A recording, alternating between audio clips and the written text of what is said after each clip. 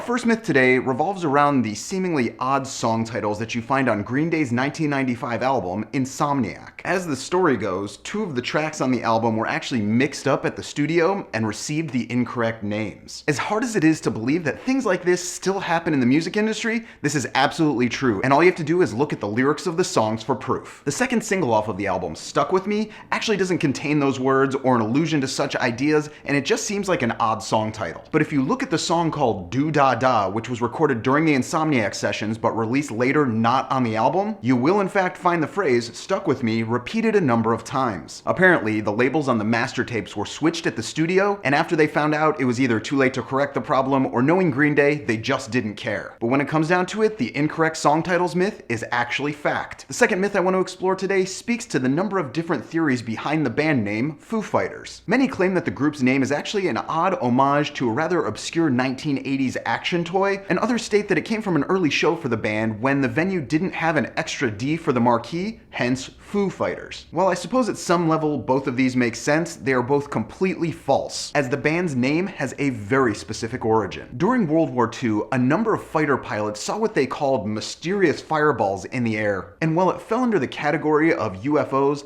this specific phenomena was called Foo Fighters. And this links perfectly to the fact that Dave Grohl's record label is called Roswell Records. Oh, and then there's the fact that the Foo Fighters' first album was recorded before they played any live shows, so the idea of the marquee is absolutely impossible. The final myth I want to look into today is the claim that the original logo for the band Kiss is actually based off of a Nazi symbol. Argue all you want, but the reality remains that the two S's in the original logo for the band Kiss are an exact replica of the SS used on German Nazi uniforms in the late 1930s. But it goes without saying that this was not done in an offensive manner, as half of the band Kiss are Jewish, and Ace Frehley, who designed the art, said that he saw them more as lightning bolts than anything else, and when you look at the logo, that makes perfect sense. Because when you consider it, the letters made like that aren't exactly unique. In fact, they're very common across lots of different media, so the idea that it was anti-Semitic in any sense is absolutely untrue. To avoid any sort of confusion or questioning, as well as to adhere to German law, in the early 1980s, Kiss began using a secondary logo where the S's were changed slightly, but when people claim that the Kiss logo looks exactly like the Nazi SS symbol, there is in fact some truth to that statement. So those are the myths for today. Be sure to be here every Thursday as I delve into some of the coolest stories in music history, and be here every day for all the music news, reviews, and knowledge you'll ever need.